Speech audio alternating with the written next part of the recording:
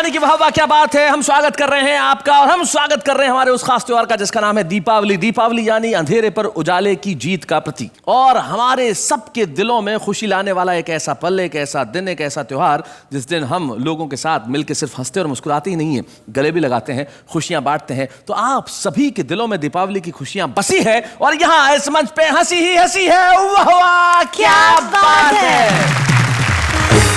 शैलेश जी, मुझे एक सवाल पूछना है। हाँ, एक नहीं दो पूछिए। हाँ। अच्छा, दो पूछेंगी? नहीं, अभी फिलहाल एक ही पूछ। चलिए पूछिए। मेरा सवाल ये है कि जब फटाके फूटते हैं तो रोशनी पहले दिखती है और आवाज बाद में आती है, ऐसा क्यों? आसान सा जवाब है। पटाखे फूटते हैं तब आवाज बाद में सुनाई देती है, रोशनी पहले इसलिए दिखती है क्योंकि हमारी आंखें आगे है, कान पीछे। सेंसिबल। सुलझ गई ना पहली? मेरी पहली सुलझ गई। क्या बात है। Thank you so very much Neha कि तुम्हें मेरा ये जवाब समझ में आ गया। एनीवेज, आज हमारे साथ हमारे कवि मित्र वही हैं जो कल भी हमारे साथ थे और दिवाली का आनंद उठा रहे थे, लेकिन कल हमारे बहुत सारे कवि मित्र ऐसे हैं जिन्होंने अपनी कविता सुनाई नहीं। आज जब वे यहाँ सुनाएंगे तो आप कहेंगे कि भाई क्या बात है, वाह क्या बात है। तो भाई प्रारंभ करते हैं हमारे कवियों की दीपमाला। यहाँ डॉक्टर सुरेश अवस्थी हैं, मुजावर मालेगावी हैं, ममता शर्मा, इधर सरदार तुक संजय झाला और दिनेश दिग्गज है। भाई महफिल पूरी सजी हुई है, तमाम तरह के पटाखे हैं यहाँ पे। यहाँ रॉकेट भी है, फुलझड़ी भी है, अनार भी है, लड़ालड़ भी है, जमीन चक्कर भी है, जमीन चक्री भी है और एक वो सबसे अंत में टिकड़ी भी है जो तुरंत फूट जाती है। आइए पटाखों की इस लड़ालड़ को जलाएं। तो सबसे पहले मैं बुलाना चाहता हूं उसे जो बड़ा कमाल का कवि है। कौन? मैंने कल भी आपको बताया था वो कॉन्फिडेंस का कवि है। वजन 42 किलो 300 ग्राम। हाँ। नाम दिग्गज, उज्जैन में रहते हैं। एक बार कहीं जा रहे थे, मैंने कहा दिनेश कहाँ जा रहे हो? बोले भाई साहब जिधर की हवा। तो अपनी मर्जी से अपने सफर के कहाँ हम हैं, रुख हवाओं का जिधर का है उधर के हम हैं। लेकिन वो अपनी कविताओं की उड़ान मैं आपको वहां वहां ले जाएगा जहां जहां सिर्फ हंसी होगी। दिनेश दिग्गज।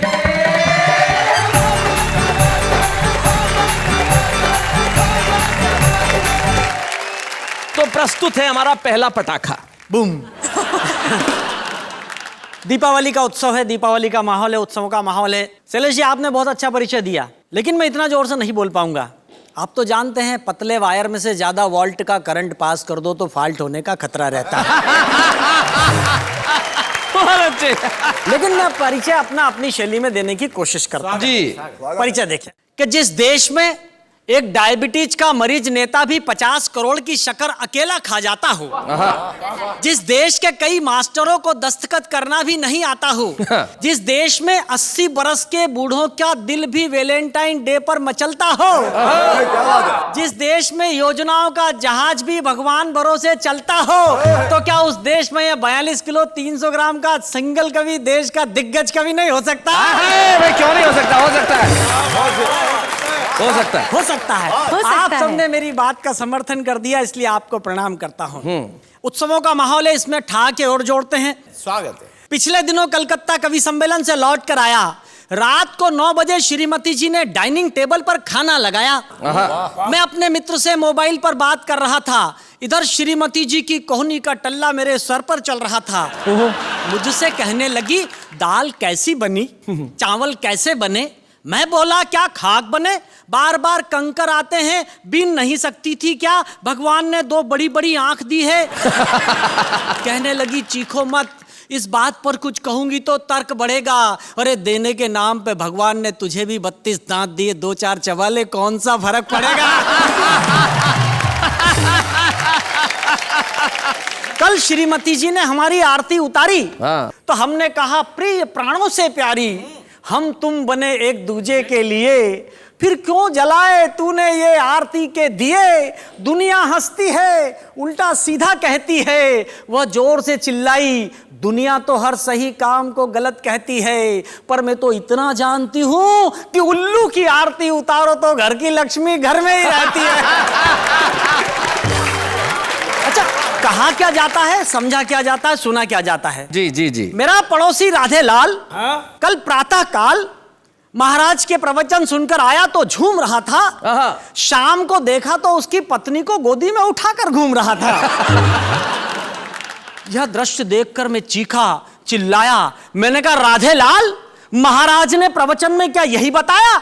अरे पत्नी को गोदी में उठाकर घूमोगे तो ये तुम्हारे सिर पर चढ़ जाएगी। राधे बोला, ना, महाराज ने तो कहा है अपने दुख खुद ही उठाना सीख ले, धीरे धीरे आदत पड़ जाएगी। मैं, मेरी पत्नी, मेरा बेटा पूरा 2.25 टिकट महाकाल बाबा के दर्शन करने गए जी। बच्चों का मनोविज्ञान क्या होता है आपको जोड़ने का उपक्रम करता हूं, सुने। स्वागत है। बेटे ने कहा, डैडी आज पहले दर्शन करने मैं जाऊंगा, एक अठन्नी 2 भगवान जी को चढ़ाऊंगा जी। मैंने उसको 1 नहीं 2 अठन्नियां दी, साथ में हिदायत भी दी कि बेटा 1 अठन्नी भगवान जी को चढ़ाना, दूसरी वाली अठन्नी से अपने लिए गुब्बारे खरीद कर लाना। बेटे ने कहा, डैडी आप टेंशन मत पालो, मंदिर के बाहर खड़े रहो, मेरे सैंडल संभालो, मुझे सब पता है। मैं 1 अठन्नी भगवान जी को चढ़ाऊंगा, दूसरी वाली अठन्नी से अपने लिए गुब्बारे खरीद कर लाऊंगा। ये कहकर बेटे ने दोनों अठन्नियां अपनी हथेली में दबाई। अच्छा। जैसे ही मंदिर की तरफ दौड़ लगाई, तभी 1 अठन्नी उसके हाथ से निकली और फिसलकर तालाब की तरफ जाने लगी। तब उस बच्चे के दिमाग में पता नहीं कौन सी बात जगी, फौरन मंदिर की तरफ हाथ उठाया, जोर से चिल्लाया, भगवान बात सच्ची और सही कह रहा हूं, 50 सको तो बचा लो, तुम्हारी वाली अठन्नी तालाब में जा रही है, बचाना हो तो बचा लो। बहुत अच्छे।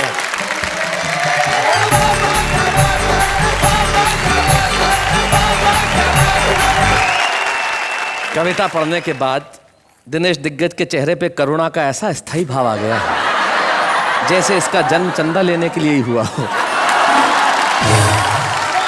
क्या कमाल की कविता पढ़ी भाई, वाह वाह, अद्भुत दिनेश दिग्गज, बहुत बढ़िया पढ़ा तुमने, बहुत मजा आया। आप कुछ कहना चाह रहे हैं डॉक्टर अवस्थी? नहीं, मैं शैलेश जी ये कहना चाह रहा हूँ कि दिनेश जी ने एक मुद्दा बहुत बढ़िया उठाया जी। आदमी प्रवचन सुनने जाता है तो अपने मतलब की बात लाता है। हाँ, पत्नी को उठा के घूम रहा था इनके मोहल्ले में जी। मेरे मोहल्ले में एक आदमी गया प्रवचन सुन के, अच्छा सुन के लौटा, तुरंत काम वाली बाई से शादी कर ली, पत्नी को बाहर निकाल दिया। ओहो। मोहल्ले वालों ने पूछा, तूने ये क्या किया? बोला, बाबा जी ने प्रवचन दिया है, माया छोड़ो, शांति के साथ रहो। तो ये बताइए डॉक्टर साहब के शांति कैसी है? चारों तरफ शांति ही शांति है। तो भाई ये हमारी चुहलबाजी तो यहाँ यूं चलती रहेगी, लेकिन अगले कवि जो उस कोने में तैयार है बिल्कुल। यस। जब से कार्यक्रम शुरू हुआ उनकी निगाह सिर्फ तुम्हारी तरफ है, वो लगातार तुम्हें देखे जा रहे हैं। उनके लिए गीत भी लिखा हूँ सर मैं। अरे वहां से कह रहे हैं कि जो सुनाऊंगा उन्हीं के लिए लिखा हूँ। हाय हाय हाय हाय, ये जो हमारी भाषा का मजा है, ये जो हमारी दक्षिणी थोड़ी बहुत आती है, उन्हीं के लिए लिखा हूँ। तो जरा वहां से उठिए हल्लू हल्लू मुजावर मियाँ, और जरा यहाँ आइए, हम आपके लिए तालियां बजाएंगे ना। मुजावर मारेगा भी।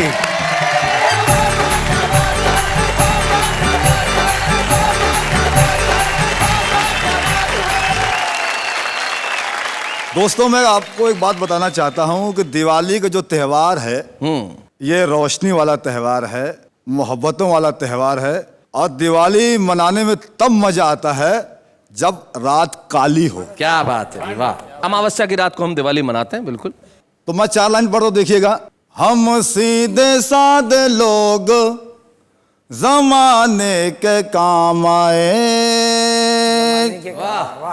जो गो कर जो कर बने तो सबको हंसाने के काम आए। क्या बात है। और काली कलूटी बीवी को हरगिज न छोड़ना। काली कलूटी बीवी को हरगिज न छोड़ना, मुमकिन है दुश्मनों को डराने के काम आए।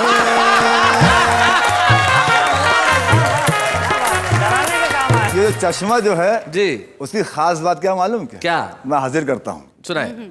बालों की नुमाइश में मगन देख रहा हूँ, और बरसों से जिसे उजड़ा चमन देख रहा हूँ।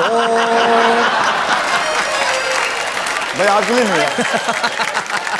बालों की नुमाइश में मगन देख रहा हूँ, बरसों से जिसे उजड़ा चमन देख रहा हूँ, जिस रोज से ससुरे का लगाया हूँ मैं चश्मा,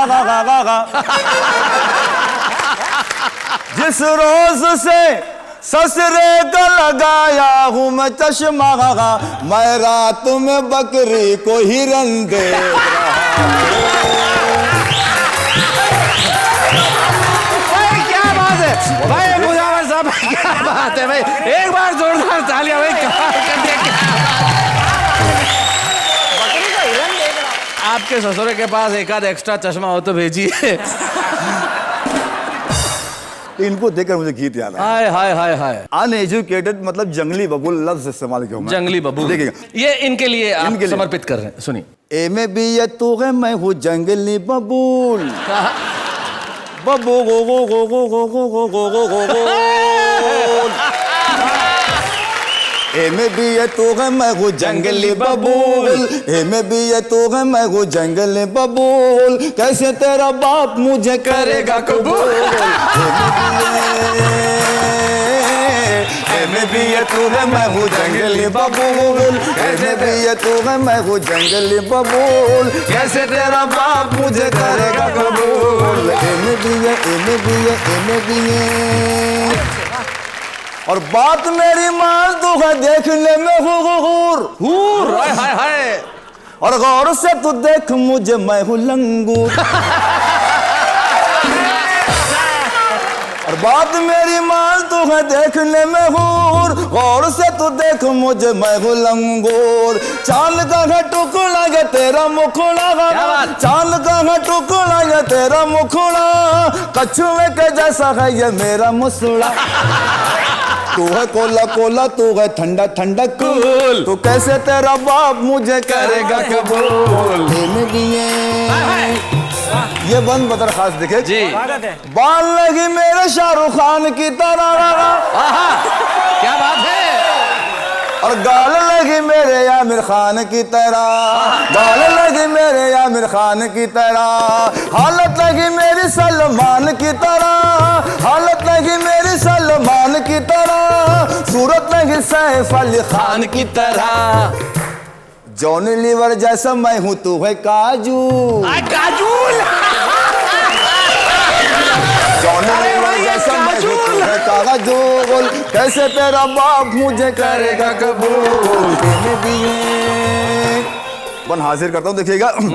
जेल की हवाएं मैंने खाई कई बार, अच्छा, और गांव से हुआ हूँ कई बार तड़ी पार, गांव से हुआ हूँ कई बार तड़ी पार। तेरा बड़ा भाई जो है वो है हवलदार, जो है छोटा जज की चलाता है वो कार। आलू वाला मैं हूँ और तू है क्रीम रूल, क्रीम रूल, आलू वाला मैं हूँ और तू है क्रीम रूल, कैसे तेरा बाप मुझे करेगा कबूल। इन्हें भी ये तू है, मैं हूँ जंगली बबूल, कैसे तेरा बाप मुझे करेगा कबूल। इन्हें भी ये, इन्हें भी ये। आखिरी बंद इस तरह मोहब्बत और संवाद कर रहे हैं, ये बदर खास बंद देखिएगा जी। आगरा का ताजमहल है तेरा बदन, हाय हाय, और जुल्फों में तेरी तारों की गई अंजुमन, जुल्फों में तेरी तारों की गई अंजुमन। गेंद जैसी मोटी मोटी खाल है मेरी, गेंद जैसी मोटी मोटी खाल है मेरी, टीबी के मरीज जैसी चाल है मेरी। हाय हाय, तू चमेली मोगरा में धतूरे का फूल, चमेली मोगरा में धतूरे का फूल, कैसे तेरा बाप मुझे करेगा कबूल। इन्हें भी ये तू है, मैं हूँ जंगली बबूल, कैसे तेरा बाप मुझे करेगा कबूल, कैसे तेरा बाप मुझे करेगा कबूल। क्या बात है,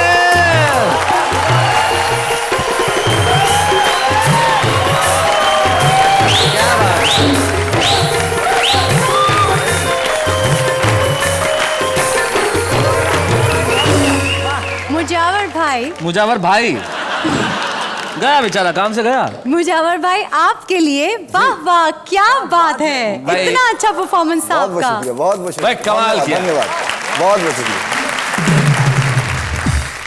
एक बार एक आदमी ने अखबार में विज्ञापन दिया था कि पत्नी चाहिए, उसके पास 150 लेटर आ गए, हमारी ले जा। मैं जानता हूं कल से शहर शहर में काजोल को लोग काजोल नहीं काजूल ही कहेंगे और कहेंगे कि काजूल मैं तुझे क्रीम रूल खिलाऊंगा। आपने जो एक नया मुहावरा गढ़ा है, नई भाषा गढ़ी है, उसके लिए वाह वाह क्या बात है। और आइए अब मिलते हैं हम एक ऐसे कवि से जो नए नए मुहावरे गढ़ता है अपने अंदाज में। उसकी कविता में नाट्य होता है, उसकी कविता में अभिनय होता है, उसकी कविता में आवाज का उतार चढ़ाव होता है। कविताएं सुनाता है तो ऐसा लगता है कि आप वहां पे उपस्थित हैं और वो हमारे यहाँ उपस्थित है। एक ऐसा कवि जिसे मैं प्यार से आलू कहता हूँ। आलू। और आलू इसलिए कहता हूँ कि आलू बहुत समाजवादी होता है। जरा उठो लाला, संजय झाला।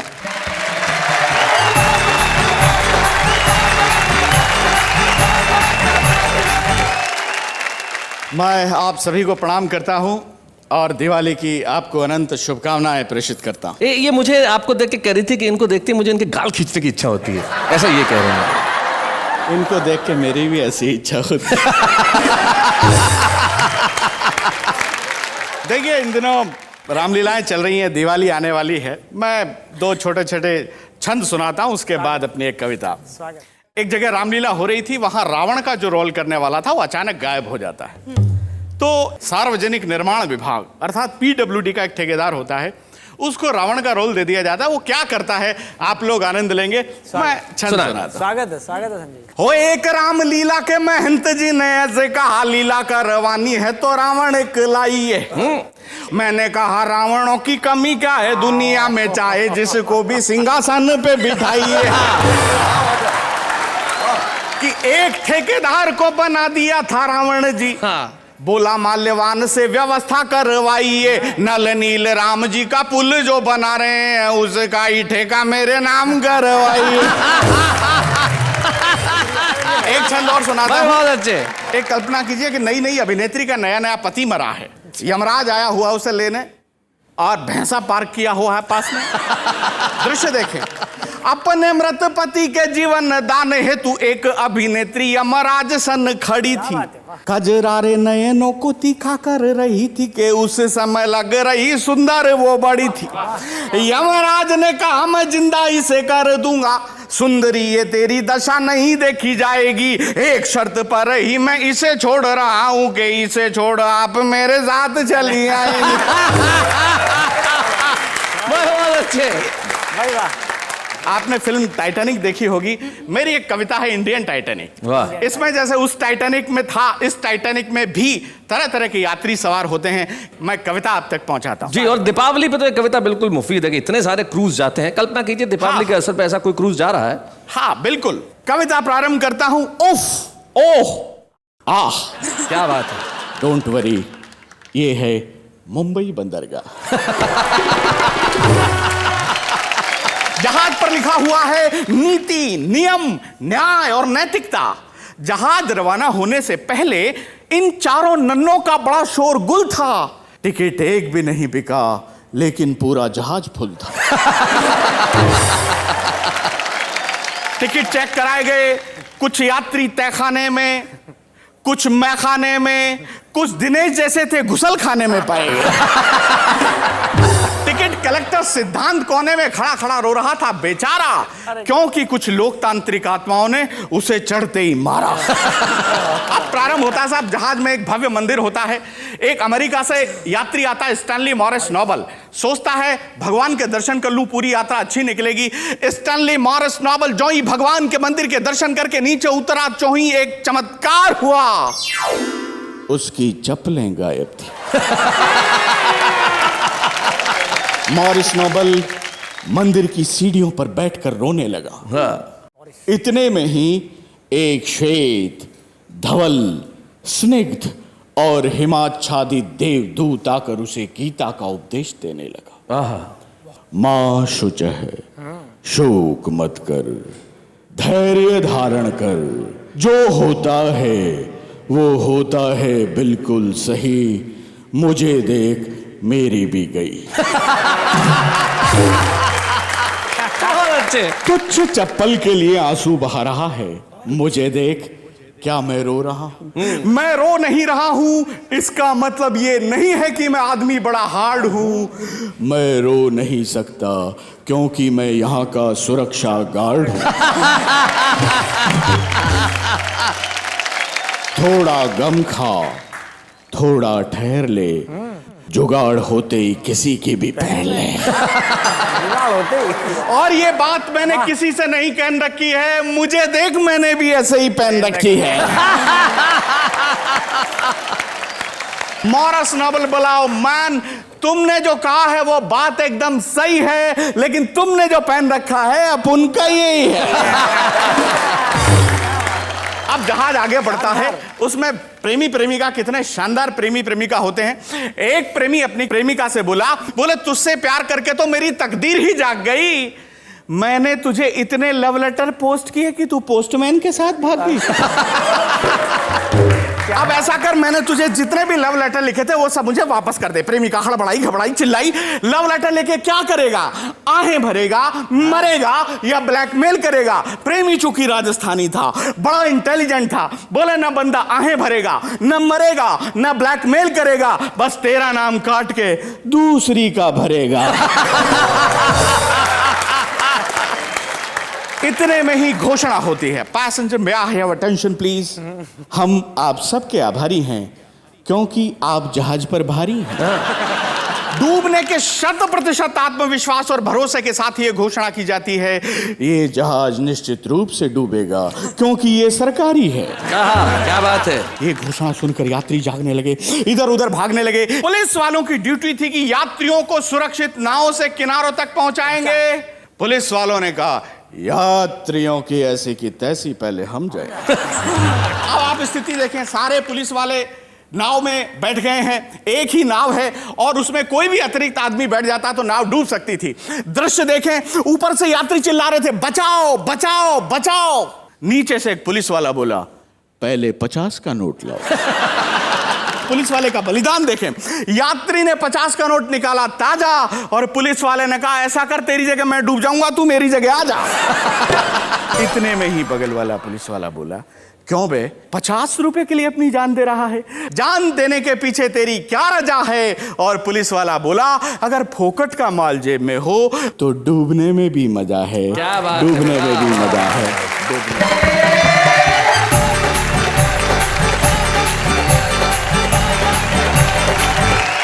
वाह वाह, क्या बात है संजय जी। धन्यवाद। क्या बात है, ये आपके अंदाज में ही हाथ हिला रही हैं। लगता है रिश्ते में आप दूर के भाई बहन हैं। हाँ जी, वाह वाह, क्या बात क्या है। बात है, बहुत बढ़िया। संजय जी आपने बहुत बहुत अच्छे ढंग से सुनाया, कमाल कर दिया संजय झाला। सचमुच जब जहाज जाते हैं और उसमें वजन बढ़ जाए तो ऐसा होता है। मुझे याद है एक बार एक हेलीकॉप्टर में 10 पुरुष थे, एक महिला थी। अब पायलट ने कहा कि भाई इसमें वजन ज्यादा है, कैसे उड़ेगा, किसी न किसी को तो कूदना पड़ेगा। तो क्या किया जाए, एक रस्सी लटका दी गई, उस रस्सी पे सारे पुरुष और वो महिला लटक गई। अब कूदे कौन? तो महिला ने भाषण देना शुरू किया, त्याग मैं करूंगी, कूदना मुझे ही पड़ेगा। मैं माँ हूं, मैं बहन हूं, मैं बेटी हूं, मैंने देश और समाज का निर्माण किया है। आज जब बारी आई है बलिदान की तो फिर से मैं ही कूदूंगी। जैसे ही भाषण समाप्त हुआ 10 ही पुरुषों ने ताली बजाना शुरू कर दिया। तो भाई इन्होंने तो हमारी दिवाली कमाल की कर दी। आप क्या कहना चाहती हैं इस पे? आपकी लाइफ में दिवाली की क्या इंपॉर्टेंस है? अरे मैं तो शादी दिवाली की वजह से हुई। वाओ, हाँ। वो कैसे? अरे मेरी होने वाली वाइफ ने मुझे धमकी दी थी कि दिवाली तक मैं अपने माँ बाप से उसके बारे में बात कर लूं। एक मिनट, पर अगर आप दिवाली तक बात ना करते तो उसने कहा अगर दिवाली तक बात नहीं की तो उसके 2 दिन बाद ही भाई दूज आता है। तो दिवाली के दिनों में मेरे जीवन में भी आया था ऐसा ही धमकी भरा पैगाम, लेकिन अभी हम लेते हैं एक अल्प विराम।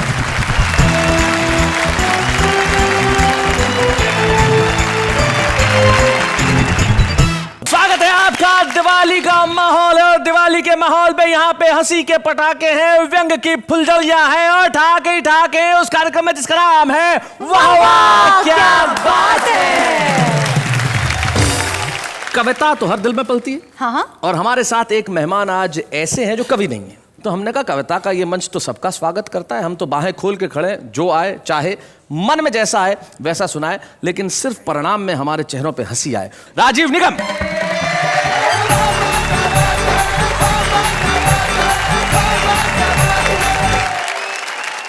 दीपावली के इस खास पावन पर्व पर ये मंच सजा हुआ है, सभी लोगों को मैं प्रणाम करता हूँ। नमस्कार। और दीपावली की आप सभी को बहुत शुभकामनाएं देता हूँ। कितनी लाइटिंग वाइटिंग कर रखी है, कितने लैंप जल रहे हैं। वैसे इतने जलाने की क्या ज़रूरत थी, एक हेलोजन ही काफ़ी था। तो चलिए, सबसे पहले मैं अपना परिचय देना चाहूँगा कि मेरा नाम राजीव निगम है। मैं एक शादीशुदा व्यक्ति हूँ जी। इसमें हंसने की कोई बात नहीं है। मेरी भी एक प्राइवेट पत्नी है। प्राइवेट? जी हाँ, प्राइवेट है। सबकी प्राइवेट होती है, सरकारी किसी की नहीं होती है। दिवाली का दिन यूपी के लिए बड़ा खास होता है जी, क्योंकि यही वो दिन होता है जब यूपी में कहीं पर अंधेरा नहीं होता। बहुत अच्छे। लाइट से लोग इतना त्रस्त हैं कि पूछिए मत, और लाइट के बिल से उससे ज्यादा त्रस्त हैं जी। एक शख्स तो चिल्ला रहा था, कहने लगा ये देखो मेरा लाइट का बिल 50 रुपए आ गया। मैं बोला इस महंगाई के जमाने में 50 रुपए में ये हालत हो रही है?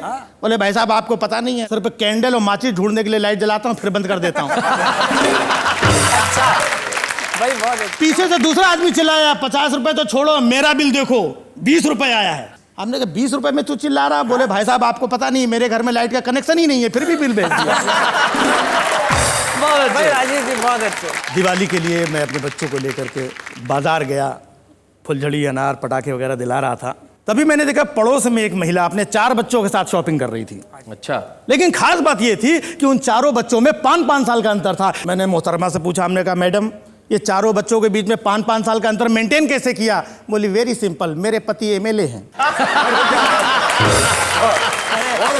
मेरे पति एमएलए हैं, 5 साल में सिर्फ एक ही बार आते हैं। तभी पीछे से देखा एक 3 साल का बच्चा मम्मी मम्मी कहते हुए आगे आया। मैं बोला ये 3 साल का ये क्या है? बोले देश में कभी कभी मध्यावधि चुनाव भी हो जाते हैं। और वैसे देखा जाए आजकल हर पत्नी अपने आप में रानी लक्ष्मीबाई है। क्या बात। बच्चे को बाई की गोद में डालकर पति की लक्ष्मी निकाल के रानी बनी घूम रही है। क्या बात है, बहुत बढ़िया। अच्छी बात है। तो मेरी भी जो पत्नी है, मैं आपको बता दूं कि बड़ी प्यारी है, बड़ी सुंदर है, चिकनी बम पटाखा आइटम है एकदम। ऐसा मेरे मोहल्ले के लड़के बोलते हैं। लेकिन ऐसी बात नहीं कि मेरी पत्नी सुंदर नहीं है, मेरी पत्नी मेरे बॉस की पत्नी से ज्यादा सुंदर है, ऐसा मेरा बॉस बोलता है। जबकि हकीकत यह है कि वो 1 नंबर की कामचोर, दुष्ट, निकम्मी, नालायक, ऐसा तो मैं बोल ही नहीं सकता, मेरी माँ बोलती है। अब आप सोचते होंगे कि मैं क्या बोलता हूं, तो मेरी इतनी हिम्मत कहाँ कि उसके सामने मैं कुछ बोलूं। दूसरे की पत्नी के बारे में सुन के बड़ा मजा आ रहा है। तो मैं ये बता दूं कि ये मेरी पत्नी का किस्सा नहीं, ये दिग्गज साहब बैठे हैं, बोलना भूल गए थे, उनकी पत्नी का किस्सा है। तो चलिए आगे बढ़ते हैं। दीपावली का त्योहार जी समय और वक्त के साथ कितना बदलता चला गया वो मैं आपको कुछ पंक्तियों में बताऊंगा। बचपन में दिवाली के आते ही हम सब बड़ा खुश होते थे, बड़ा आनंदित होते थे। हमारे पिताजी एक थान से कई मीटर कपड़ा लाते थे और चारों बच्चों को काट कर उसी से कपड़े सिलवाते थे। क्या जूते का फटा हुआ तला दिवाली में ही सिला जाता था। क्या बात है। और मेरे पिता खुद पॉलिश लेकर के सारे बच्चों के जूते चमकाते थे। वाह वाह वाह वाह वाह, बहुत। मेरे पिता खुद पॉलिश लेके सारे बच्चों के जूते चमकाते थे। एक फुलझड़ी में आधी देर भैया और आधी देर हम जलाते थे। इस तरह कुछ फुलझड़ियों में ही हम शान से दिवाली मनाते थे। क्या बात है, वाह वाह वाह वाह। मेरी माँ चौके में तरह तरह के पकवान बनाती थी और बच्चों को बड़े प्यार से खिलाती थी। फिर मेरे पिता साइकिल के अगले हिस्से में 2 बच्चों को बिठाकर और पिछले हिस्से में 2 को बिठाकर पूरी शहर में आतिशबाजी दिखाते थे। वाह वाह वाह। और वापस आते समय कुछ मूंगफलियां खरीद करके हम लोगों की जेब में डाल देते। क्या बात है, बहुत अच्छे, बहुत बढ़िया। वाह वाह राजीव जी। बहुत अच्छे। और उन जेबों को हम भरा हुआ खजाना समझकर खूब इतराते थे। बड़े शान से दिवाली मनाते थे। बड़े शान से दिवाली मनाते थे। भाई क्या बात है। लेकिन अब हम दिवाली मनाने में बड़े कच्चे हैं क्योंकि मेरे पास एक मुम्मैया पत्नी और 2 मुम्मैया बच्चे हैं। वाह वाह वाह वाह। मेरा बड़ा बेटा दिवाली के दिन मेरा क्रेडिट कार्ड ले जाता है और 10,000 के जूते और जीन्स खुद ही खरीद लाता है। और मेरा छोटा बेटा ड्राइवर के साथ दोस्तों के यहाँ दिवाली पार्टी मनाने जाता है और 20,000 का चूना लगा आता है। मेरी पत्नी पकवान बनाने की जगह होटल से ऑर्डर करके खाना मंगवाती हैं वाह। और खुद किटी दोस्तों के साथ में पत्ते खेलने चली जाती हैं। क्या बात है भाई, बहुत अच्छा। दियों की जगह दिल जलता है। 50,000 खर्च करने के बाद भी मैं अपने आप को घर में अकेला पाता हूँ। पहली जैसी दिवाली अब नहीं मना पाता। भाई वाह वाह वाह वाह, भाई बहुत बढ़िया।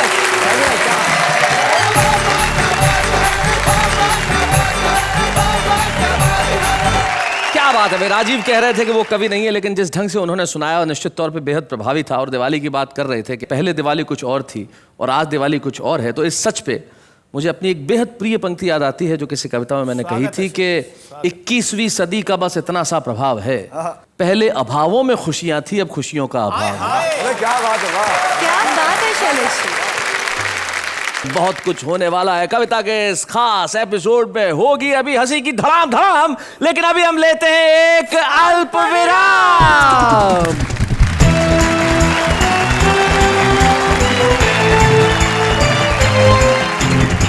भाई दिवाली का माहौल है और दिवाली के माहौल पे सिर्फ पटाखों की आवाज ही नहीं होती।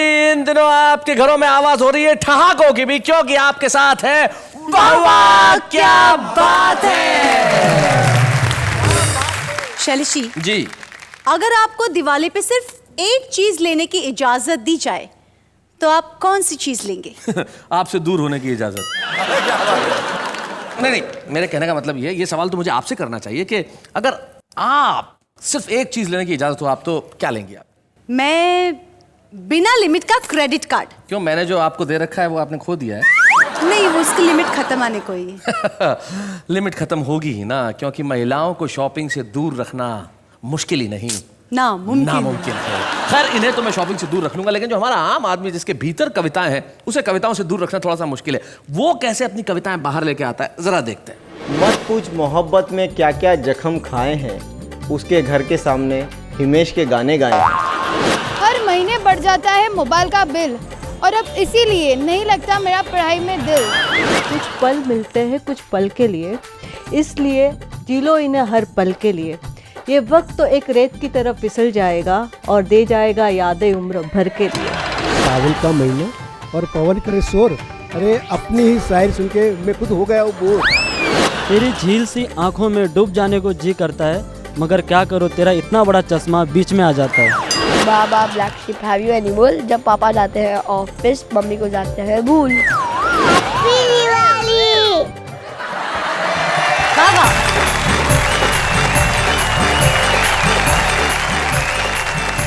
कितनी अच्छी होती है मैंगो आदमी की कविताएं। मैंगो आदमी, भाई वाह क्या प्रयोग किया है भाई, वाह वाह वाह। ये अनुवाद बड़ा कमाल का है। जैसे लोग जब अनुवाद करते हैं तो किसी भी तरीके से कर सकते हैं, राइट। जब एक आदमी से पूछा गया कि जब एक काम हुआ, पहले हुआ फिर नहीं हुआ और फिर जब हुआ तो बहुत बार बार हुआ, तो इसका अनुवाद कीजिए। उसने कहा work first not done, when it is done done done done done done done.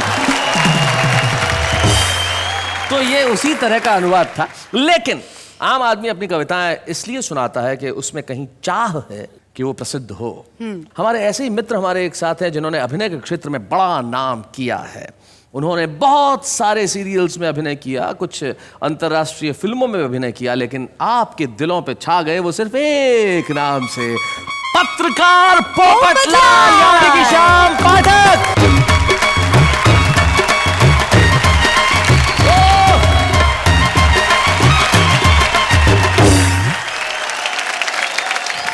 Mehta साहब, हाँ? वो आपने बोला था ना, वो कहाँ है? अरे कौन वो? कविता। वो तो तुम्हारे पास होगी ना? अरे मेरे पास होती तो मैं यहाँ क्यों आता भाई, कविता तो आपके पास है। एक मिनट पोपटलाल भाई, कौन सी कविता इनके पास है? एक मिनट। अंजलि भाभी, इन्होंने कहा था कि कविता इनके पास है, वो कविता से मुझे मिलवाएंगे, तो इसलिए मैं यहाँ आया हूँ भाई। कविता कहाँ है, मिलवाइए। हे भगवान, मैं कविता से मिलवाऊंगा ऐसा नहीं कहा था, मैं कविता सुनवाऊंगा ऐसा कहा था। एक बार मिलवा दीजिए, जिंदगी भर सुनता रहूंगा। देखो तुम पोपटलाल भावनाओं में मत बहो, इमोशन में मत आओ। देखो करोड़ों लोग इस प्रोग्राम को देखते हैं और करोड़ों लोग हैं, मतलब करोड़ों लड़कियां भी होंगी। क्या बात कर रहे हैं? और करोड़ों लड़कियां प्रोग्राम देख रही होंगी और कविता का प्रोग्राम है, मतलब उन्हें कविता से प्यार होगा। 4 लाइन सुना दो, हो सकता है तुम्हारी कविता सुन के कोई तुम्हें पसंद कर ले। अच्छा। हाँ, हाँ तो ठीक है फिर सुनिए। सुनाइए सुनाइए। हाँ देखिए, वैसे मैं कवि तो हूँ नहीं जी। यहाँ बैठे हुए सारे दिग्गज कवि और हमारे देश के सारे महान कवियों को शत शत प्रणाम करके मैं एक छोटी सी कोशिश करता हूँ। जी जी सुनाइए सुनाइए।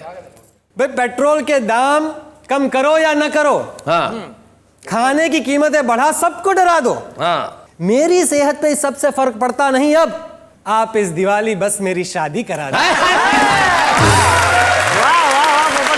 भाई मुझे इस दुनिया के बवाल से बचाइए। मुझे और कुछ नहीं, बस एक बीवी चाहिए। तो यहाँ बैठी सारी महिलाएं जरा गौर कीजिएगा, मुझे और कुछ नहीं, बस एक बीवी चाहिए। मैं भी दिवाली मनाना चाहता हूँ, एक हमसफर के साथ फुलझड़ी जलाना चाहता हूँ। बस एक फुलझड़ी दिला दो, आप इस दिवाली मेरी शादी करा दो। भले ही शादी के बाद हर आदमी का मामला चौपट होता है, पर शादी के पहले हर आदमी पोपट होता है। Thank you so very much यहाँ आने के लिए, thank you so very much. क्या बात है, वाह।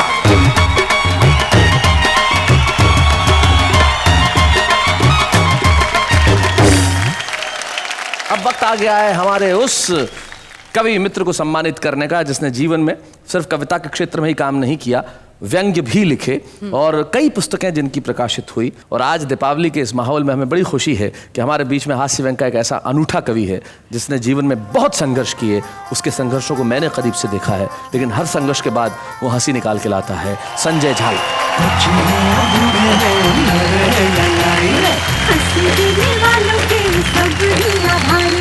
कविता सुनाने वाले अब सबके साथ हैं। संजय, हम आपका स्वागत करते हैं और जैसी की परंपरा है कि परिवार का एक सदस्य यहाँ उपस्थित रहता है और आपकी जीवन संगिनी यहाँ उपस्थित है, मुझे बड़ी खुशी होगी छाया को यहाँ बुलाने में। छाया जी आइए।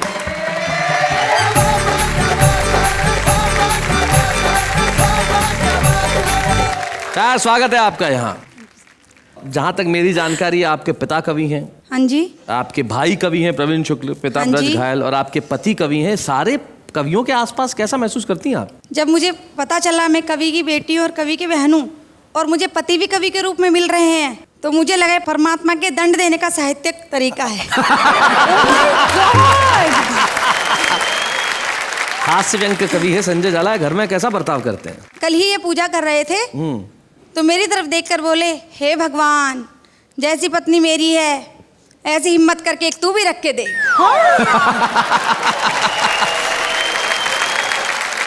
अच्छा, आपके दो बेटे हैं ईशान और अभिसार। हाँ जी। भाई पिता कवि, भाई कवि, आपका ये कवि, तो उसमें उनमें कुछ कविता के गुण आए हैं क्या? हाँ जी, मेरा छोटा बेटा ईशान एक दिन मेरे पास आया और बोला, मम्मा मैंने एक कविता लिखी है। अच्छा। तो मैंने कहा बेटा सुनाओ। बोला, मम्मा मैं आपका और शानू भैया बाप का। क्या कविता है भाई, बहुत अच्छे, क्या बात है। इस दिवाली की आपको ढेर सारी शुभकामनाएं, आपके जीवन में बेहद आनंद बना रहे, उत्सव रहे हमेशा। रमेश गुप्ता चातक कहते हैं कि हो चाहे तिमिर घना, दीपावली कायम रहे, जिंदगी के इस नगर में एक गली कायम रहे। और परछाइयां कहने लगी ये तो समय का फेर है, हो चाहे बीमार जितने, जिंदा दिली कायम रहे। वाह वाह, क्या बात है। कायम रहेंगे हम भी और कायम रहेंगे आप भी, हम हंसाने के लिए और आप हंसने के लिए। अगले शनिवार रात ठीक 10 बजे उसी कार्यक्रम में जिसका नाम है वाह वाह क्या बात है।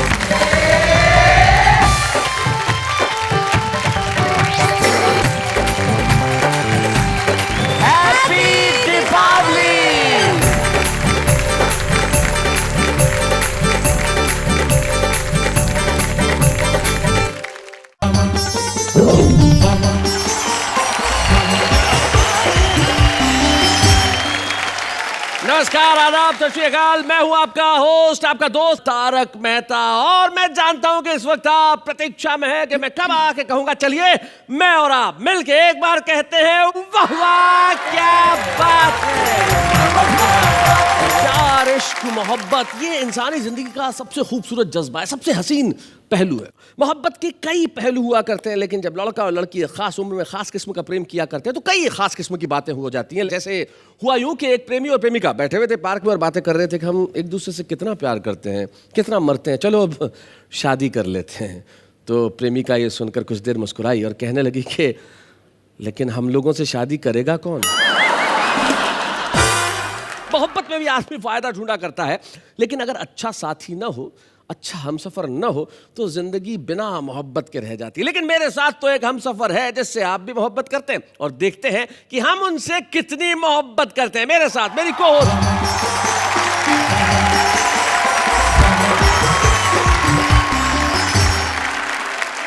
नमस्कार नमस्कार नमस्कार। बाय द वे, ये 3 नमस्कार क्यों? एक पे 2 फ्री। आपकी अंजलि तारक मेहता स्वागत करती हूँ आपके अपने शो में, जिसका नाम है वाह वाह क्या बात है। वैसे बड़ी प्यार मोहब्बत की बातें कर रहे थे आप जनाब, और वो भी इस उम्र में। सही कहा तुमने, तुम्हारी उम्र इस लायक नहीं रही कि मैं प्यार मोहब्बत की बातें करूं। लेकिन मुझे एक शायर का शेर याद आ गया। वो कहते हैं कि बुझ चुका है तेरी मोहब्बत का हुक्का। हाँ? बुझ चुका है तेरी मोहब्बत का हुक्का, ये तो हम ही हैं जो अब तक गुड़गुड़ाए जा रहे हैं। हमारे साथ हमारे कुछ साथी ऐसे हैं जो सुनाएंगे कुछ ऐसा कि आप घर में बैठ के हंसेंगे भी, ठहाके भी लगाएंगे, तालियां भी बजाएंगे और कहेंगे वाह वाह क्या बात है। तीनों हमारे साथ उपस्थित है। पहला आदमी जो बड़े मुश्किल से चेहरे पे शराफत का लबादा ओढ़े बैठा है और अपने शहर में बहुत बदनाम हो गया, तो खुद ने ही अपना नाम रख लिया शरीफ। क्या बात है। शरीफ भारती, डॉक्टर विष्णु सक्सेना। विष्णु, क्या कहते हैं अपनी मोहब्बत के इन गीतों के बारे में? जमीन जल रही है फिर भी चल रहा हूँ मैं, खिजा का वक्त है और फूल फल रहा हूँ मैं। क्या बात। हर तरफ आंधियां हैं नफरतों की, मैं फिर भी दिया हूँ प्यार का, हिम्मत से जल रहा हूँ। बहुत अच्छे। और उसके बाद जो हमारा ये रचनाकार बैठा है, कितना खूबसूरत है देखो। चार्ल्स डार्विन ने एक सिद्धांत दिया था कि मनुष्य पहले बंदर था। मैं संदीप को जब जब भी देखता हूँ मुझे चार्ल्स डार्विन का सिद्धांत याद आने लगता है। पर जो मनुष्यता की वर्तमान स्थिति में देख रहा हूँ, उससे मुझे ऐसा लगता है कि अब आने वाली पीढ़ियां भी फिर बंदर ही पैदा होने वाली हैं।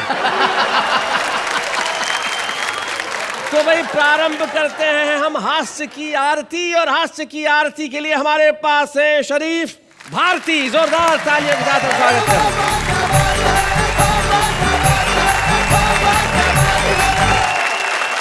देखिए, ये प्यार मोहब्बत का मामला है। मैं 4-6 शेर आपको बर्दाश्त करवाने के लिए दूंगा, उसके बाद आपका हाजमा अच्छा होगा तो और शेर बर्दाश्त करवाऊंगा। कि जो गले मिला में तपाक से, मोहब्बत में तपाक से मिला जाता है। जो गले मिला में तपाक से, तो मुझे झिंझोड़ के बोली वो। आहा, मेरे घर में हो जब मेरे मियाँ, जरा फासले से मिला करें। एक शेर मैं आपके लिए कहना चाहता हूँ जी, कि दिल को पकड़ो कसके यारो, लापता हो जाएगा। ओहो। अल्लाह जाने किस हंसी से राब्ता हो जाएगा। राब्ता मतलब संपर्क। अल्लाह जाने किस हंसी से राब्ता हो जाएगा। और जुल्फ में तेरी उलझता जा रहा हूँ रात दिन, सामने की लट हटा लो रास्ता हो जाएगा। बहुत शुक्रिया, बहुत शुक्रिया। कि तन्हा खड़ा था मैं, वो आके मुझसे सट गई। अच्छा। मुझको बड़ी खुशी हुई कि लड़की पट गई। उसका मुझे मदहोश करना बेगरज ना था, जब होश में आया तो देखा जेब कट गई। और प्यार की एक और कहानी आपको जी इरशाद सुनाए। कि तेरे चक्कर में लड़ाई हो गई सलमान से। मेरे चक्कर में? तेरे चक्कर में लड़ाई हो गई सलमान से, ईमान से। पान खा लो, लाया हूं मैं भूरे की दुकान से, ईमान से। मैं एक मशवरा दे रहा हूं जी, जो लोग घर जमाई बन जाते हैं, ससुराल में जाकर रहने लगते हैं, कि घर जमाई बनने के ससुराल में खतरे भी हैं, लफड़े भी हैं। अच्छा। घर जमाई बनने के ससुराल में खतरे भी हैं, लफड़े भी हैं। झांकती रहती है मेरी सास रोशनदान से, ईमान से। एक शेर और बर्दाश्त कर लें। जी इरशाद। जिंदगी भर की कमाई ले गया, चोर मेरी पाई पाई ले गया। ओहो। जिंदगी भर की कमाई ले गया, चोर मेरी पाई पाई ले गया। वाकया बतलाया थानेदार को, करके मेरी ही पिटाई ले गया। आपका आशीर्वाद चाहूंगा इस शेर पे। आशीर्वाद। वैसे शरीफ, इनकी उम्र आशीर्वाद देने की ही है। जी वाकया बतलाया थानेदार को करके मेरी ही पिटाई ले गया और दोनों आंखों से अजब सेटिंग हुई। अच्छा, दोनों आंखों से अजब सेटिंग हुई, एक भैंगा 2 लुगाई ले गए। एक गजल मैं गा के सुनाना चाहता हूँ। जरूर जरूर सुनाएं। कि मार कर मेरे पत्थर छुपा कौन है, मार कर मेरे पत्थर छुपा कौन है, बोलता भी नहीं ये मुआ कौन है। क्या बात है। और एक तरफ चोर है, एक तरफ है पुलिस, एक तरफ चोर है, एक तरफ है पुलिस, तुम ही बतलाओ तो लूटता कौन। क्या बात है, वाह वाह, मेरे पत्थर छुपा कौन है। और इसी में एक शेर के, एक तरफ ईंट है, एक तरफ मेरा सर। क्या बात है। अच्छा, ये ईंट जो है ना लड़के ही मारती है ना, इसलिए मैंने कहा क्या बात है। एक तरफ ईंट है, एक तरफ मेरा सर, तुम ही समझाओ तो फूटता कौन है, मार कर मेरे पत्थर छुपा कौन है। क्या बात है, वाह वाह वाह।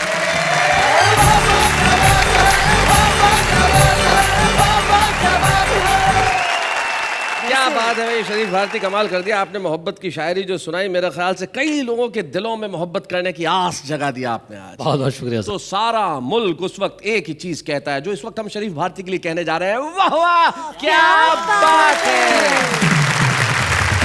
मैं जानता हूं जो हमारे अगले कवि मित्र हमारे साथ हैं, उनके लिए भी सारा मुल्क तालियां बजाएगा और भाई कहेगा क्या बात है। बड़े युवा हैं वैसे तो, लेकिन कमाल की बातें करते हैं। वो मध्य प्रदेश में एक जगह है धार, जो बड़ा ऐतिहासिक नगर है, राजा भोज जहां पे हुए, वहां से आते हैं। उन्हें देख के अक्सर मुझे एक कहावत याद आती है, कहां राजा भोज और कहां गंगू तेली। अरे ऐसा नहीं होता है। इस कहावत का मतलब यह है कि चाहे राजा हो या रंक, इस समाज का कोई वर्ग ऐसा नहीं है जिसे संदीप शर्मा ने अपनी कविताओं से प्रभावित न किया हो। हमारे बीच धार से आते हैं संदीप शर्मा।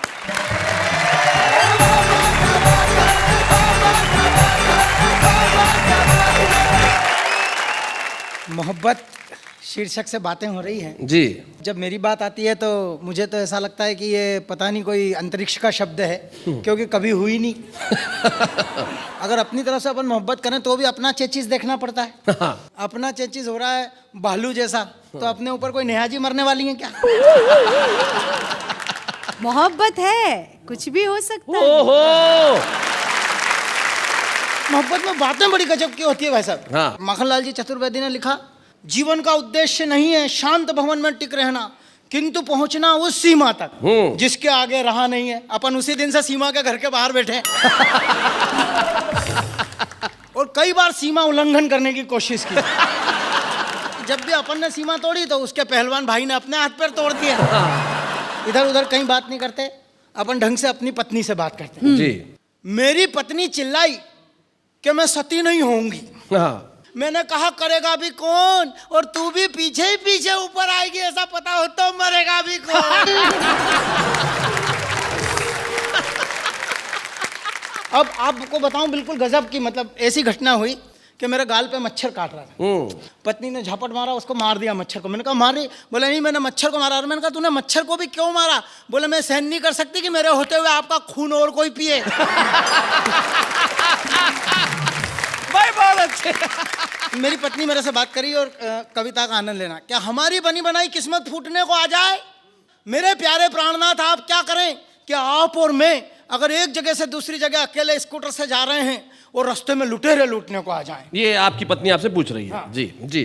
मैंने कहा वर्षों से गुलामी के अंधेरे में सोया हूं, जाग जाऊं, तुझको लुटेरों के बीच में अकेला छोड़ के मैं तो भाग जाऊं।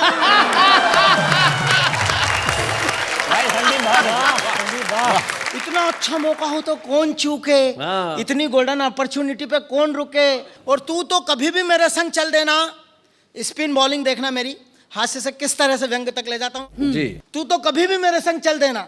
ये ठोका पीटी अभी हमारे इन क्षेत्रों में सदियों चलेगी, ये व्यवस्थाएं अभी और हमको वर्षों चलेंगी। न जाने कब हमारे यहाँ शिक्षा और उद्योग का सूर्योदय होगा, न जाने कब दूर आम जनता का भय होगा, न जाने कब हमारे तन पर फिर से खादी आएगी, न जाने कब इस देश में सच्ची आजादी आएगी। वाह वाह वाह, बहुत न जाने कब इस देश में सच्ची आजादी आएगी। क्या मोड़ दिया, न जाने कब इस देश में सच्ची आजादी आएगी।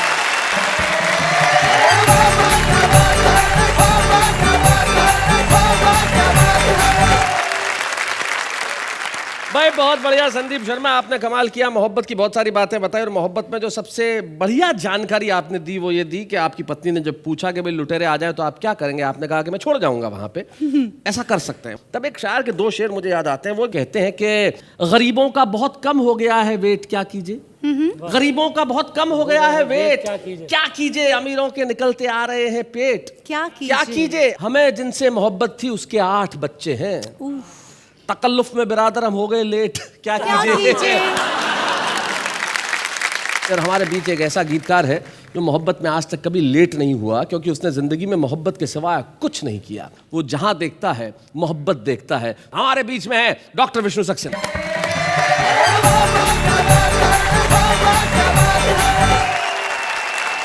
संसार में 2 ही तरह के लोग होते हैं। एक जो मोहब्बत को मजाक समझते हैं, जैसे आप लोग।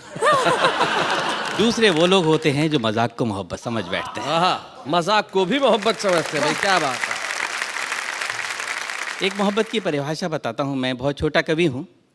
तू जो ख्वाबों में भी आ जाए तो मेला कर दे, गम के मरुथल में भी बरसात का रेला कर दे। वाह। याद वो है ही नहीं आए जो तन्हाई में, तेरी याद आए तो मेले में अकेला कर दे। क्या बात है भाई, बहुत अच्छे। आपके लिए। उप्स। अच्छा। कुदरत ने बनाया तुम्हें सांचे में ढाल कर, ऐसे में कोई कैसे रखे दिल संभाल कर। क्या बात है। बेदाम चीज थी तो उस पे दाम क्यों लिखा। वाह। तुम रती ही नहीं थी तो मुझे काम क्यों लिखा। क्या बात है।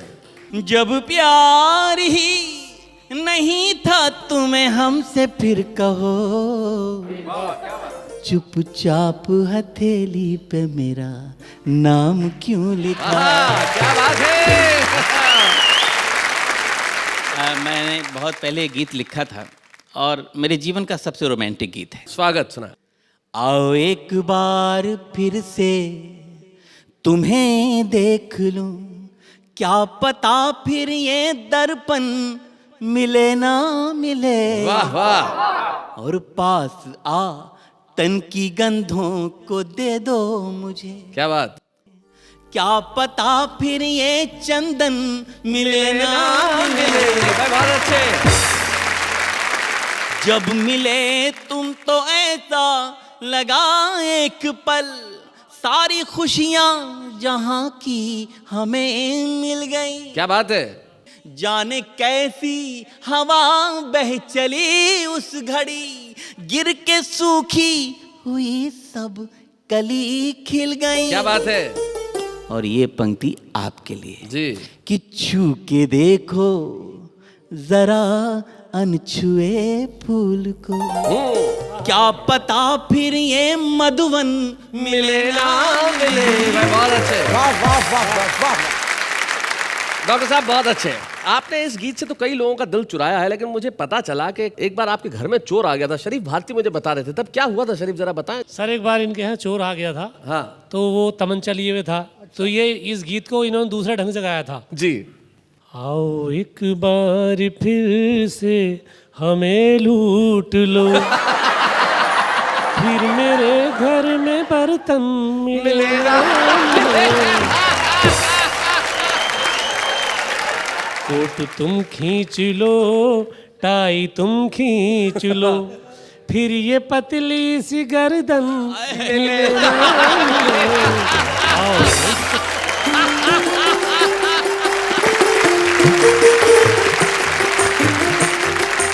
बहुत अच्छे। लेकिन डॉक्टर विष्णु जी, लोग कहते हैं कि मोहब्बत में आदमी रोता जरूर है, आपका इस पे क्या कहना है। बस इसी पृष्ठभूमि से जुड़ा एक छोटा सा गीत पढ़ता हूँ। दिल की जमी पर जब फसल यादों की बोगे, जिसको जितना प्यार करोगे उतना रोगे। दिल की जमी पर जब फसल यादों की बोगे, जिसको जितना प्यार करोगे उतना रोगे। दिल की जमी पर जब फसल यादों की बोगे। नदियाँ जब से गई छोड़कर सूने हुए किनारे, क्या बात है, रूठ गए हैं स्वर जिस दिन से टूट गए एक तारे। जब तक नील गगन में रहते चमक नहीं खोते हैं। वाह वाह। जाने कहाँ चले जाते हैं टूटे हुए सितारे। क्या बात है। सपने अपने हो जाएंगे जब भी सोगे। दिल की जमी पर जब फसल यादों की बोगे, जिसको जितना प्यार करोगे उतना रोगे। दिल की जमी पर जब फसल यादों की बोगे। मुझे ये प्रेम पे जितने गीत लिखने वाले लोग हैं जीवन भर कभी समझ में नहीं आया। क्यों? क्योंकि मैं मारवाड़ी आदमी हूं। मुझसे कई लोग कहते हैं आप प्यार पे गीत क्यों नहीं लिखते। मैंने कहा मैं इसलिए नहीं लिखता कि आदमी प्यार पे गीत लिखे इतने में तो 8 बार प्यार कर ले। समय नष्ट करने की क्या जरूरत है। वैसे आप किसको बुला रहे हैं? हम किसको बुला रहे हैं भाई, ये प्रश्न बड़ा रोचक है। हमारे जो 3 कवि मित्र हैं वो तीनों ही बहुत अद्भुत काव्य पाठ कर चुके हैं, लेकिन हम बुला रहे हैं उसे जैसे कविताओं से बेपनाह मोहब्बत है। एक ऐसा कवि जिसने कई रूप जिंदगी के जिए। वो पत्रकार भी रहा और कविता के मंच से शुरुआत की, फिर स्टैंड अप कॉमेडी भी की, बहुत सारे काम उसने किए, लेकिन मूलतः उसके भीतर का कवि हमेशा उससे कहता रहा कि भाई जिंदगी वही है जहां कविता है। इसलिए आज हमारे बीच आ रहे हैं सुनील सावरा।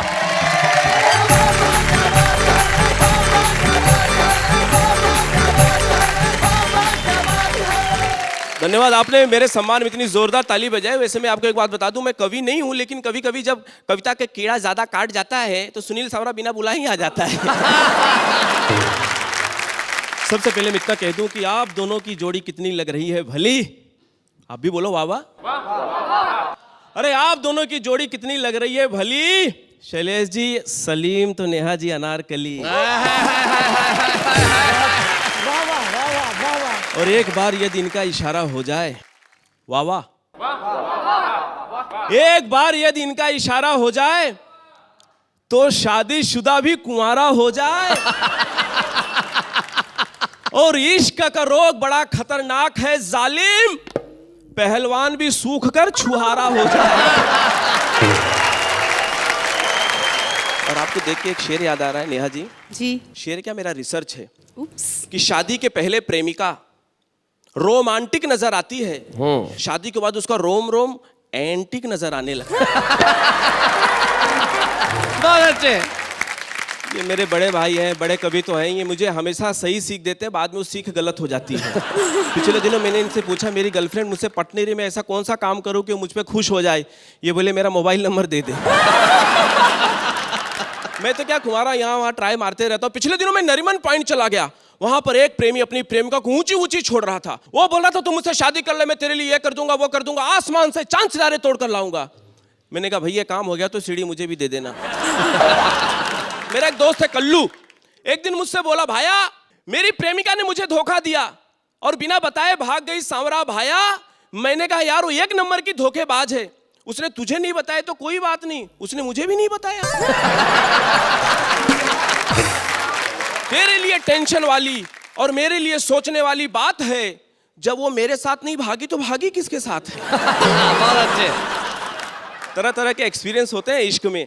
मेरा दोस्त है पोपट, एक दिन मिला, बोला यार सांवरा मेरे दिमाग में चल रहा बहुत ही बड़ा द्वंद है, ये हीरोइनों को कुंवारों की जगह शादीशुदा मर्द क्यों पसंद है। मैंने कहा दोस्त बड़ी आसान सी बात है, तू समझ जाएगा जस्ट। अरे ड्राइवर रखने के पहले हर कोई यही सोचता है एक्सपीरियंस इज मस्ट।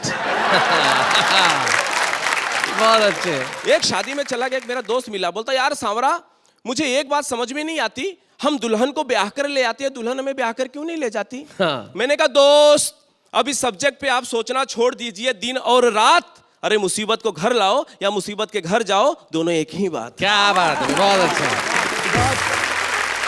दूसरे दिन उसके घर गया, उसकी हालत देख के डर गया, वो जोर जोर से रो रहा था, हाथ में पिटना लेकर कपड़े धो रहा था। मैंने कहा भैया पहले तेरी हालत ऐसे नहीं होती थी, अरे कपड़ा धोने के लिए तो कपड़े धोने वाली होती थी। यह सुनकर बोला सुनील भाई क्या बताऊं, मैंने उसी कपड़े धोने वाली से शादी कर ली और उस गलती की सजा अब तक भुगत रहा हूं। अपने कपड़े तो अपने कपड़े, साथ में उसके भी कपड़े धो रहा। बहुत अच्छे, बहुत बढ़िया। पिछले दिनों एक लड़की मुझे देख रही थी, अच्छा, एक पार्टी में, मैं भी उसे देख रहा था, वो मुझे देख रही थी, मैं भी उसे देख रहा था। थोड़ी देर के बाद नहीं देख रही थी, फिर अचानक जाके मैंने उसका हाथ पकड़ा और कहा या तो इकरार कर मुझसे प्यार का या फिर नाता तोड़ दे। अरे मैं भी जवान हो गया हूँ, लुक छुप के झांकना छोड़ दे। उसने बोली बोल क्या चाहता है? मैं बोला तुम मुझसे शादी कर ले। बोली इसमें कौन सी बड़ी बात है, तू मेरे घर में आके बात कर। मैं बोला तेरे घर में है कौन? वो बोली एक हस्बैंड 2 बच्चे। जाते जाते मैं ये बयान करना चाहता हूं कि जिसे दिल देना चाहा वो दवा दे गई, और खुश रहो मेरे भैया ये दुआ दे गई। बहुत अच्छे।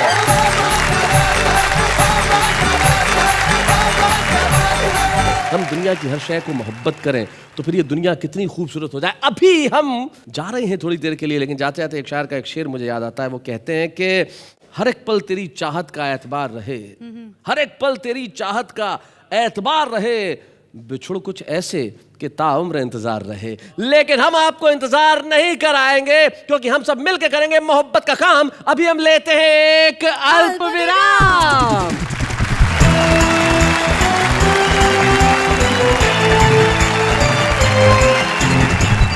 मोहब्बत की कविताओं का ये शो जिसमें आप हंसते हैं, हंसाते हैं और हम आपको तालियां बजाने का भरपूर मौका देते हैं। स्वागत करते हैं आपका उसी शो में जिसका नाम है वाह वाह क्या बात है। वैसे शैलेश जी, सावरा जी ने कहा था कि रोम रोम एंटिक। वैसे आपका भी रोम रोम एंटिक वाला गीत कौन सा है, मतलब रोमांटिक गीत? चुरा लिया है तुमने जो दिल को, नजर नहीं चुराना सनम। अरे जब कोई आपका दिल चुरा लेगी तो आप जिंदा कैसे रहेंगे? फिर उसके बाद नजर चुराए या ना चुराए या लीवर चुराए, फर्क क्या पड़ता है? बहुत बढ़िया, आपने ये जो पॉइंट निकाला है इस गाने में कमाल का। आप तो बड़ी टैलेंटेड है, मान गए आप। उससे कहीं ज्यादा टैलेंटेड है जितना मैंने सोचा था। वैसे हम जैसे टैलेंटेड लोगों को छुपा रुस्तम कहते हैं। अगर आप जैसे टैलेंटेड लोग छुपा रुस्तम है तो माफ कीजिएगा, उन्हें बुलाने में मुझे बड़ी दिक्कत होगी क्योंकि जो हमारे छुपे रुस्तम है वो निश्चित तौर पे बड़े टैलेंटेड है। एक ऐसा ही छुपा रुस्तम हमारे बीच में है जिसने हास्य के क्षेत्र में कदम रखा और कदम रखते ही मैं जानता हूं धमाका करने वाला है। वो हमारे बीच में दिल्ली से अनिल अग्रवंशी।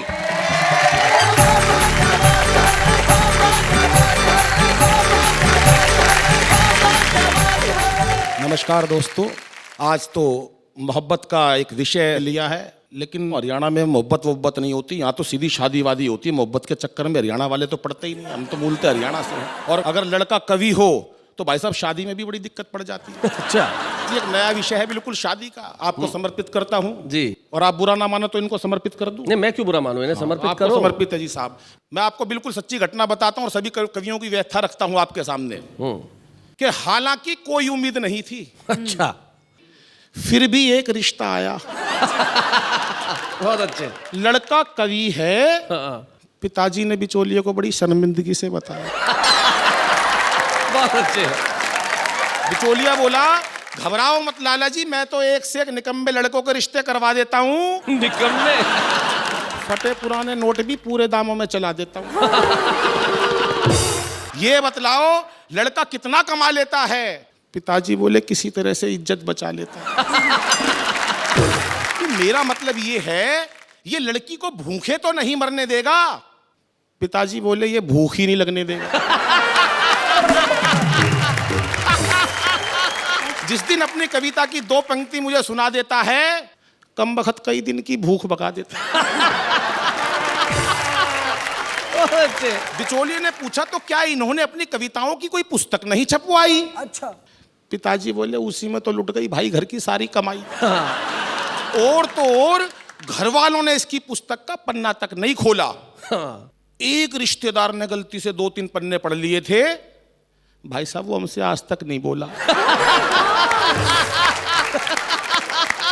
अब तो शर्मा जी यही तमन्ना है कि किसी तरह से इसकी जिंदगी संवर जाए, भगवान करे इसे कोई हिम्मत वाली लड़की मिल जाए। पर उधर लड़की के बाप को पता नहीं कैसे भनक लग गई, लड़का इंटर मोहल्ला कवि है। इंटर मोहल्ला लड़का इंटर मोहल्ला कवि है। गुप्तचरों से पता चल गई, कहने लगा इतना जुल्म नहीं ढा सकता, अपनी लड़की किसी कवि से नहीं ब्याह सकता। वो एक बात याद आ गई कि लड़की ने अपनी माँ से कहा, माँ पता चला लड़का कवि है। माँ बोली कोई बात नहीं बेटी, एक आधा अब तो सब में ही होता। बिचौली ने देखा यार ये तो बात बिगड़ रही है, इसको तो जमाना पड़ेगा। अब बिचौली ने जो मेरे समर्थन में तर्क दिए वो सुनना। गरग साहब ये रिश्ता मत छोड़िए, लड़के का बहुत ऊंचा खानदान है।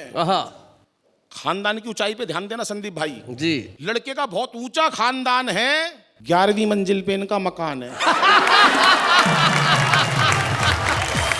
भाई क्या बात है अनिल, बहुत बढ़िया। लड़के के पास अपार संपत्ति है। उसने सोचा होगा मुंबई में कई प्लाट पड़े इसके। लड़के के पास अपार संपत्ति है, एक एक कविता कई कई लाख की है। लड़का परम ज्ञानी और विद्वान है, सीधे हाथ में 2-2 अंगूठे हैं, बहुत भाग्यवान है। क्या बात है। लड़का परम ज्ञानी और विद्वान है, दाहिने हाथ में 2-2 अंगूठे हैं, बहुत भाग्यवान है। वाह वाह वाह। बिचौलिए की बात में दम था, वो कौन सा दिल्ली वाले प्रोफेसर अरोड़ा से कम था। शादी के दिन भव्य स्टेज सजा दी गई, उस पे 2 कुर्सियां बिछा दी गई। मंच पर खड़ा मैं फूला नहीं समा रहा था, हर एक बाराती में भाई साहब एक श्रोता नजर आ रहा था। मंच पर माइक की कमी खल रही थी। अच्छा। कविता खुद ब खुद निकल रही थी। खुद ब खुद निकल रही थी। मुझे एक मौके की तलाश थी, फेरों पे छंद सुनाऊंगा। अच्छा। यही एक आखिरी आस थी कि तभी किसी ने आकर मेरे हाथ में एडवांस नेक का लिफाफा थमा दिया। उसे पता नहीं किसने बता दिया लड़का कवि है। ये पता नहीं कितनी लंबी रचना सुना देगा, लड़की को विदा होने से पहले ही रुला देगा। मेरी मन की मन में रह गई, मैं मन ही मन सोचने लगा, अपने आप को कोसने लगा। घर आते ही पहली ही रात अपने मन की बात मैंने अपनी पत्नी को बता दी, और उसने जैसे ही हाँ भरी, मैंने उसे जल्दी जल्दी अपनी 8-10 नई रचनाएं सुना दी। अपनी हास्य व्यंग की रचनाओं पर अच्छा मैंने उसे भाई साहब कई बार रोते देखा।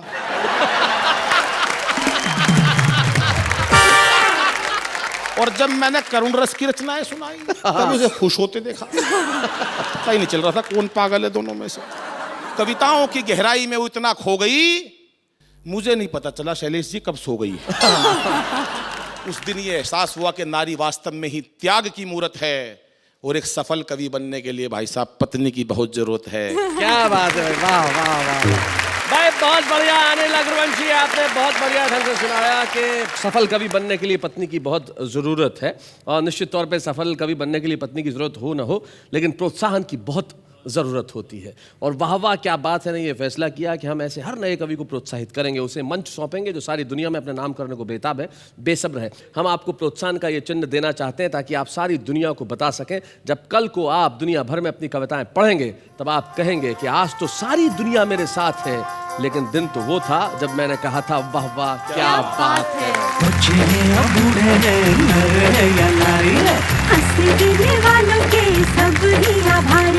कविता सुनाने वाले अब सबके साथ हैं। अनिल अग्रवंशी ने बात सिर्फ मोहब्बत की नहीं की, बात कवियों की भी की, कविताओं की भी की। और कविताओं का तो काम ही है कि जन जन में एक ऐसा भाव पैदा करे जब व्यक्ति सभी से मोहब्बत कर सके। तो हम सभी को भेजेंगे मोहब्बत भरा सलाम, लेकिन इस वक्त एक अल्प विराम।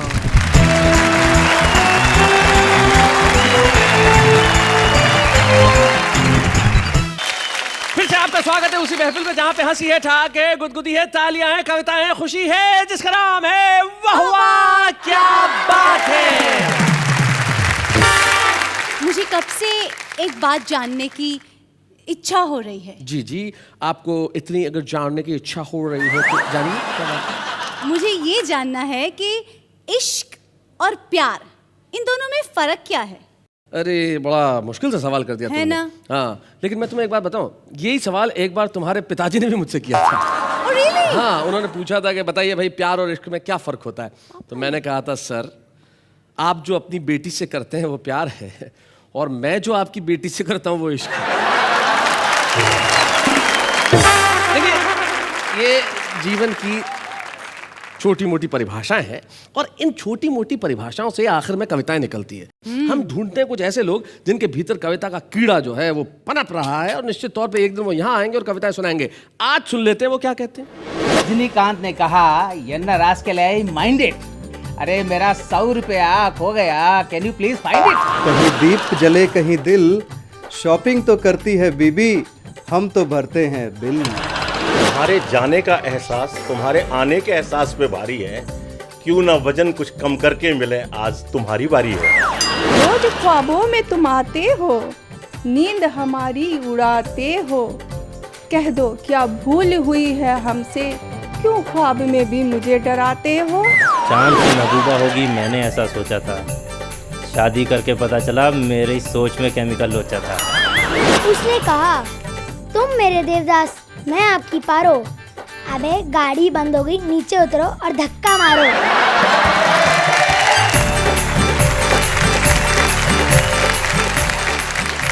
भाई इनकी कविताएं सुनने के बाद और कुछ एहसास हो न हो, लेकिन इतना एहसास जरूर होता है कि अच्छी कविताएं लिखना कितना मुश्किल काम है। इतना आसान नहीं है अच्छी कविताएं लिखना। लेकिन दीक्षित दनकौरी एक शायर हैं, उनका एक शेर है कि शेर अच्छा या बुरा नहीं होता, या तो होता है या नहीं होता। तो जवान धड़कनों के ऐसे गीतकार जो सिर्फ मोहब्बत की बात करता, आइए वाह वाह क्या बात है कि मंच पे हम उसे सम्मानित करें। डॉक्टर विष्णु सक्सेना को जब हम सम्मानित करेंगे तो ऐसा लगेगा कि हम मोहब्बत को सम्मानित कर रहे हैं। डॉक्टर विष्णु सक्सेना।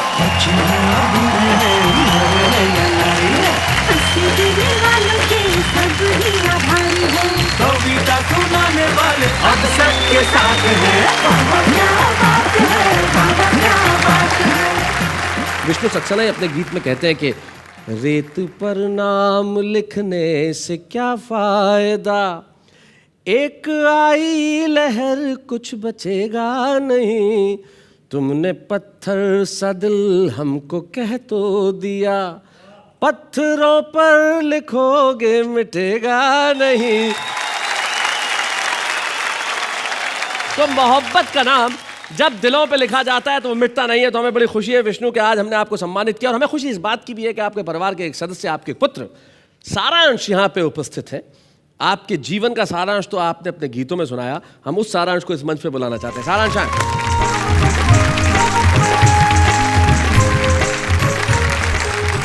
सारांश, स्वागत है आपका। Thank you. श्योर ये पुत्र ही है? लगते तो है। नहीं लगते तो हैं, पर ये बड़ा भाई लग रहा है भाई। अच्छा, पता लग नहीं रहा। लेकिन सारांश भाई, ऐसी कोचिंग क्लास जब घर में ही हो, जब बाप बेटे को खुद सिखाए कि मोहब्बत कैसे की जाए, तो फिर ऐसा पिता मिलना तो भाई बहुत बढ़िया बात है। भाई क्या बात है, क्या पिता पाया है आपने, बहुत अच्छे। Thank you. लेकिन सारांश माशाल्लाह आपकी भी उम्र मोहब्बत करने की है, और आप विष्णु सक्सेना के बेटे हैं। तो जब ये बात क्या कैसे करते हैं आप लड़कियों को जब पता चलता होगा? मुझे काफ़ी दिक्कतें हो जाती है कभी कभी। मैं तो खैर कॉलेज में पढ़ता था अभी, अब तो आजकल लेक्चरर हूँ मैं कॉलेज में। तो कॉलेज में लड़कियां आती थी मेरे से मिलने, और जब उनको पता चलता था कि मैं डॉक्टर विष्णु सक्सेना जी का बेटा हूँ, तो वो उनका नंबर मांगने लगती थी मेरे को। लेकिन मैं भी बहुत चालू था। आप भी बहुत चालू थे? अच्छा। मैं उनका नंबर नहीं देता था, मम्मी का नंबर दे देता था।